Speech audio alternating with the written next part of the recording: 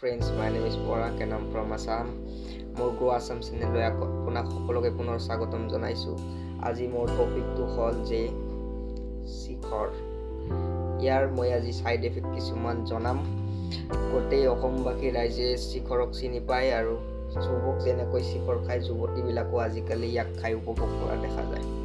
গতিকে ইয়াৰ কিছুমান side effect আছে যিটো আপুনি শুনা পোৱাৰ পাছত নেক্সট টাইম আপুনি শিখৰ হাত লগাবলৈ নিবিচাৰিব কেতিয়াও। ফাৰ্ষ্ট পইণ্টটো হ'ল মুখৰ ঘাঁ আৰু এলাৰ্জি।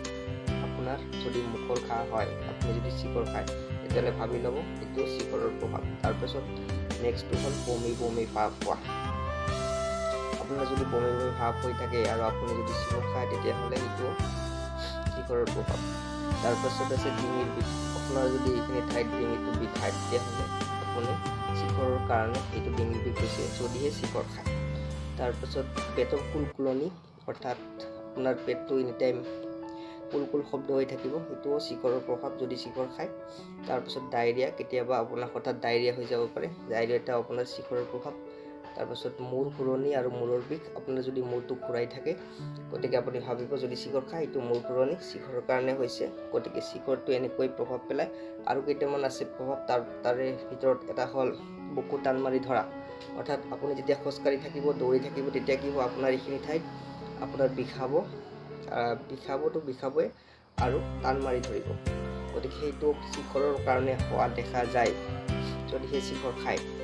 তাৰ পাছৰ পইণ্টটো হ'ল দাঁতৰ সমস্যা। আপুনি যদি অধিক শিখৰ খায়, তেতিয়াহ'লে আপোনাৰ দাঁতৰ সমস্যা হ'ব, আপোনাৰ দাঁতবিলাক বিষাব, তাৰপাছত খোৱাত প্ৰব্লেম হ'ব।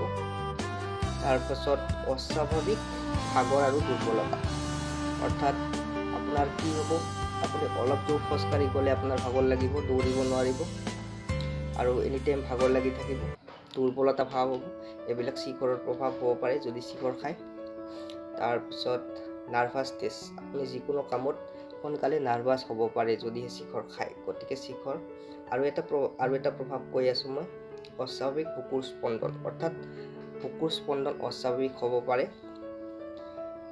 এইবিলাক লক্ষণে দেখা দিছে যদি, আৰু আপুনি যদি শিখৰ খাই আছে, তেতিয়াহ'লে সোনকালে এই শিখৰ বা বেলেগ ধৰণৰ আন ধৰণৰ গুটখাবিলাক আপুনি বাদ দিয়ক, কাৰণ ইহঁতৰ কুপ্ৰভাৱ বহুতো আছে।